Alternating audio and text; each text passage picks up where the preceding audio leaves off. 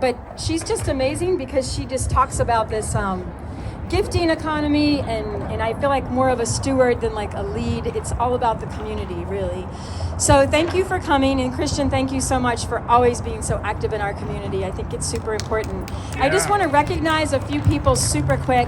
Max, right there, has been coming around now 3 years, I think. He's like the first student that came for community service hours and never left. So he's at UWF now.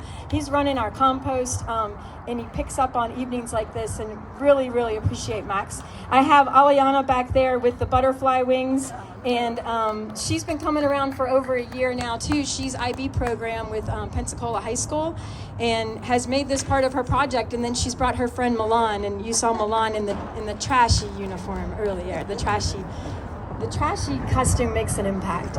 So a little bit about me in the garden. I've had gardens my whole entire life. I taught for a long time. I had gardens, school gardens.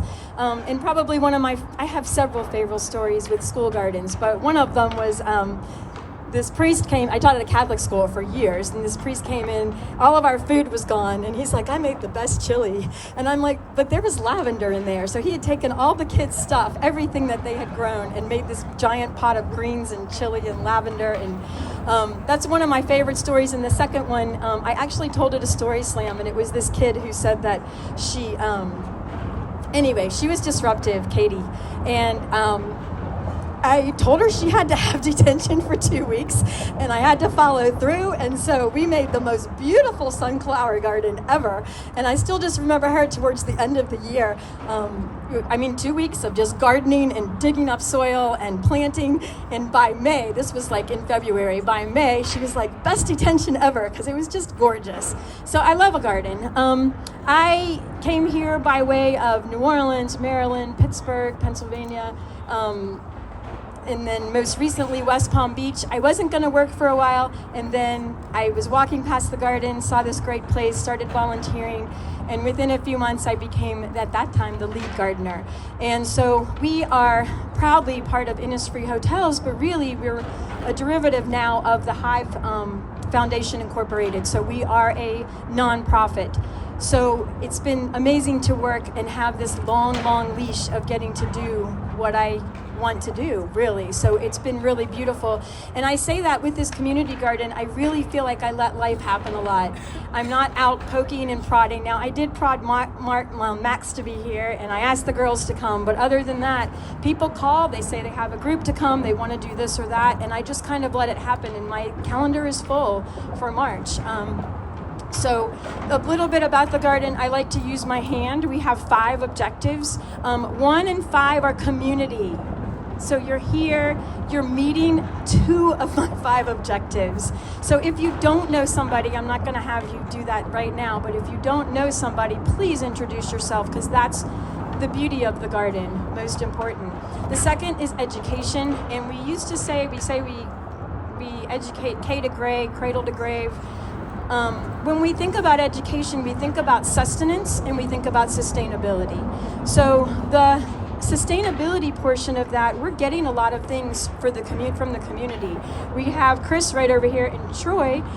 They're my new little send from heaven, because we ran our chipper, our tree chipper, who was bringing our browns for our compost, is no longer doing that, but then these guys walk in and they have mushroom compost, that basically the blocks that's going to replace those browns, plus with mycelium. So it's been really cool. So sustainability, if you look around, we have this amazing guy that's come into our lives, and he is an idea man, and he's got a big truck, and so he sees these things that I don't see a use for, and he hires a welder and he puts them together. So that Corvair, 1964 Corvair, is not in a landfill. So we're being sustainable. We have a Mini Cooper back there. A lot of the metal that you see would have gone to a junkyard. So we really appreciate that kind of sustainability. We're still getting compost. Max goes and picks that up from Good Day Darling, formerly Daily Squeeze, and end of the line we get stuff from Jen as well. So we really try to build in that sustainability piece. Jalen back there, who's a new volunteer, brought her compost in tonight and fed the bananas with it. So that's a big part of who we are. Sustenance, what do we need, y'all? We need a roof, we need water, we need food, Yes. Thank you. We need people. So we're feeding all of that here. So that's the education portion of it. So we have community, we have education, we do practice organic gardening in here, and then visual and performing arts. So we've definitely done films, we have music coming up. I got the best, it's just like things are happening. Kevin Kinney was here at Foo Foo Fest, and then I got this message from Grayson Capps. Now, Grayson's coming on May 10th. I had already booked him for our Night on the Tracks. But Grayson texted me and said, hey, you got a place for me and Sarah Lee Guthrie to play? And I was like, what? So, and if you don't know the name, let me just put this in perspective. Woody's granddaughter, Arlo's daughter, that would be Sarah Lee Guthrie and Grayson Capps. So I'm just like, I almost didn't look at my calendar and just said yes, but then I decided to look. So they are coming on March 29th. So at the end of the month, they will be here. And Corky, of course, on bass is coming in. So a lot of cool opportunities. We do have compost over there. All of these beds were just redone by HDR. They put in a big grant. We just had a beautiful sculpture put in by UWF. We are building community. We're building art. We're building people. We're connecting. And if you so want to choose to help, let me know how, because this is a community garden. We have the free market over here, which we're going to keep doing. But please take as much as you want, because I don't want to keep it. But I love that gift economy, and I love sharing with people. And as far as the food and the beer and any donations that you can share, please do. My last little thing that I'm going to say, and then I'm going to invite Chris up.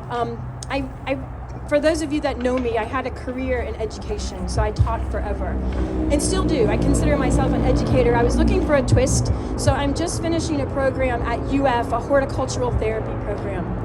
And I'm now working with the Valerie's House. That's my independent study. But we've already worked together a little bit, and I'll continue that partnership. If you don't know the Valerie's House, they're about a 10-minute walk that way, and they serve grieving children, teens, families. So they're going to be coming to the garden because we believe in horticultural therapy that gardening and nature heal you.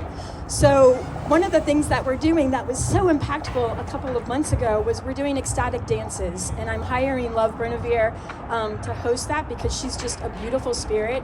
So we're doing that, we're gardening with them, but we're also fundraising for a lot of things. So we are funded by Innisfree Hotels, which is really the High Foundation Incorporated, but we're also trying to generate a little bit of our own income.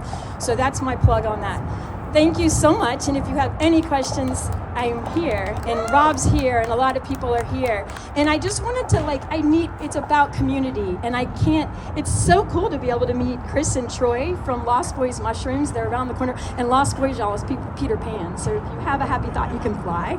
I know that movie so well. So if y'all want to come up and say hey, then thank you so much for being here, and enjoy the food, and I'm here.